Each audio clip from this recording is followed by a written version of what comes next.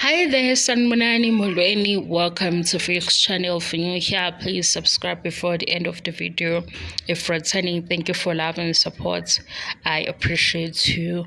Uthando nesithembu siyaxoxa. Nalu-ke udaba likaMayeni baba uMseleku. Sesifake umnini nje. Ngifuna sifake umnini ngoba umnini eyingane. Umnini wingane kababa uMseleku noMayeni umfana. Nansi-ke into esicabanga kunale group engimele we guys, leya group leya kuthiwa thina sinembuzo eminingi singamaqoki sinomona, kodwa leya group ke ngimele ngokuthi imibuzo ababanayo kule group yethu lebuza kakhulu ngiyayizwa imibuzo yabo. Manje njengoba sibuza, ngiyabathanda mina abantu abangasheshi ukwakha i-character yomuntu, kodwa abafuna uku-understand ukuthi umuntu uthini kuqala bemlalele. Ngiyazwana-ke nabantu abanjalo. Silapha-ke kuMayeni, phuma kwi-character yakhe, phuma ekutheni usumakhe kanjani, nayo into esizoxoxela yona. uMayeni umama kaMnini, right? Maye uma kaMnini kukhona izinto afuna ukuthi zitshaleke kuMnini, and ukutshaleka kwalezi zinto kuMnini akusikhona ukuthi uMayeni uzoyikhuluma, kodwa uzoyibona zenzeka. Yayizwa into esishoyo, uzobona uMnini ukuthi kwenzekani. Ingane-ke nje manje sungalalela ngisho abadala mabekhuluma, mabezokhuluma nge-background yabo, bekhulume ngokukhula kwabo, isikhathi esiningi babala izinto ezenzekile. Siphi-ke sikuyi-father figure. Yabo laba abahleze bethi yazi uMayeni unenkinga. uMayeni ubiza uMseleki ethi akahlale kule sithi afanele ukuthi ahlale kuyona ngobe yakhe le yababa. Le support ayifunayo noma ungazi ukuthi uyayidimanda, vele kufanele iphume kuye as husband, as ubaba, as inhloko, as leader. Kodwa manje-ke ilula kanjani lento mayeyenza ehlala nje kwisithi yakhe, mase-ke ehamba nokuthi le position yami as husband ngenzani, as ubaba ngenzani, lezi ndawo ekudinga mina ngikhona. Akekho umuntu ozofika aqambele uMnini amanga. Yayizwa, akekho umuntu oyotshela uMnini into engekho athi yenzekile because uzobe ekubonile. uMnini akekho omunye umuntu ozofike amtshela ukuthi ezindoda, ezubaba, uhusband wenze njani, ufanele akubone eduzane. Manje mawukuthi ubaba uphithizela kakhulu kwidrama ne-chaos, kunzima-ke kuMayeni ngoba phela yena sekufanele ukuthi elobe ezama ukuqondisa akhe isithombe esigqamile, uMnini ebuka isithombe esifithizelayo ngoba ingane iyakhula phela. Uma ikhula ngokwazi ukuthi ngibone kwenzeka u-1, 2, no-3, no-4, no-5, and u-1, 2, no-3, no-4, no-5 u-right noma u-wrong. Akuzufika umuntu wakamakhelwane o umuntu nje asembukele kude wafunda again, ufunda lapha eduzane. Ila sibeka khona ubaba-ke, ila sibeka khona indoda, ila esibeka khona uhusband wakusasa. Yilento uMayeni alwa nayo ngoba angeke izilungiswe omunye unkosikazi, angeke futhi ilungiswe omunye emzumba, hayi umalume, ubaba ukuthi uyini ekhona ngoba phela akekho kude. Manje-ke siyaxabana lana ngoba abanye yabo le nto le esishoyo abayiboni, bagijima kwisithembu kakhulu sithi udinga ukubona uMnini le nto futhi akhule ibona. Uyabona phela ku-season 2 masilalela into yokuthi abantwana laba abebekhulelwe sibuka ukuthi sesikhuluma ngoSibindi, sibuka ukuthi mabekhulelwe ngesikhathi abakhulelwe ngaso uSibindi ubabhadlaza ngey'ndaba ey'nkulu, ubafakele stress. Bakhulelwe soSibindi, kodwa uSibindi unento efuna uyena athi manje ukhuluma nobani, nabantu bakhe bekhulelwe soyena. Into azobatshela yona i-stress, kodwa kuye imnandi. Sithi-ke uSibindi lokhu ubu-selfish obungaka ukufundephi? Uyabona ukuthi uMayeni asibi nankinga kakhulu and asiyisoli nokuthi kuzoze kuthiwe thina si-toxic. Izwe lento engishoyo ku-season 2 kuney'ngane usezikhona already noma ku-season 1. Lezi ngane ubaba wazo ilo othi mina ngifuna ukuthatha intombi nto as a first wife, yinto efuna ukuye emnandi kuye, kodwa laba akabakhulisile abayithathi beyazi iphelele lapho. Ukuthi-ke kuba affecta kuphi lokho lezi ndaba ngoba ubalethela i-stress.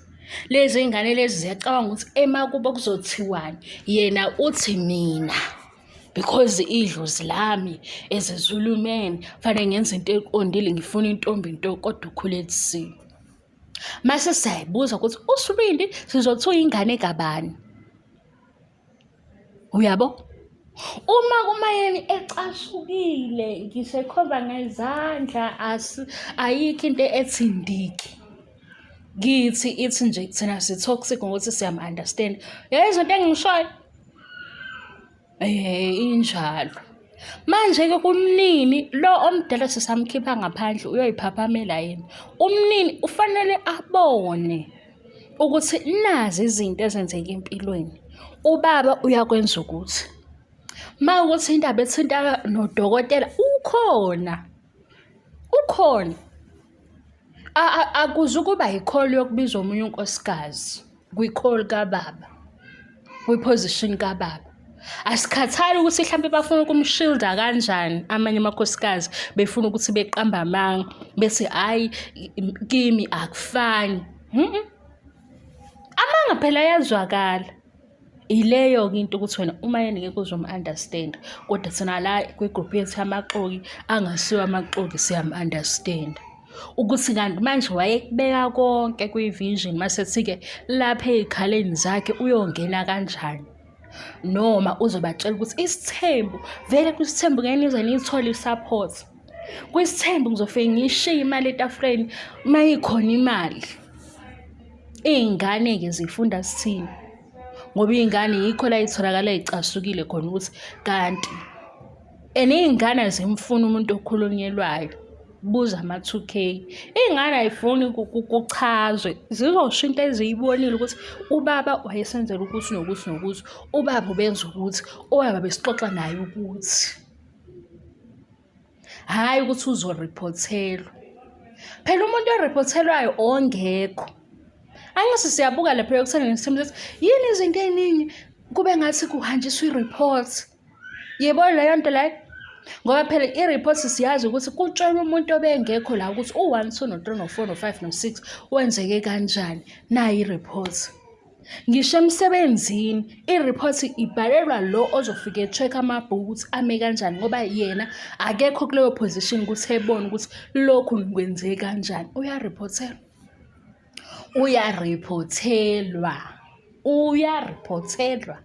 Kanti hayi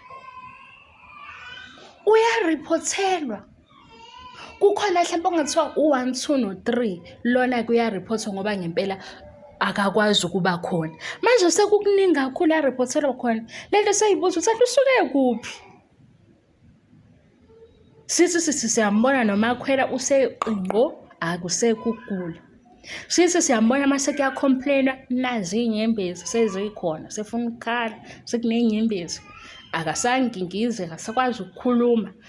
Amakhosikazi lawa asenesono esikhulu ezulwini ngoba into ayikhulumayo enza ukuthi agule. Jikijiki nazi iy'ndawo aseyivela kuzo nomakhwela akasahleki. Angithi leyo show esiyibukayo. Awekazi ngixolele yenina nje ngimemeza kanje kunengane edlalayo ngale komakhelwane. Ngivukile wegazi.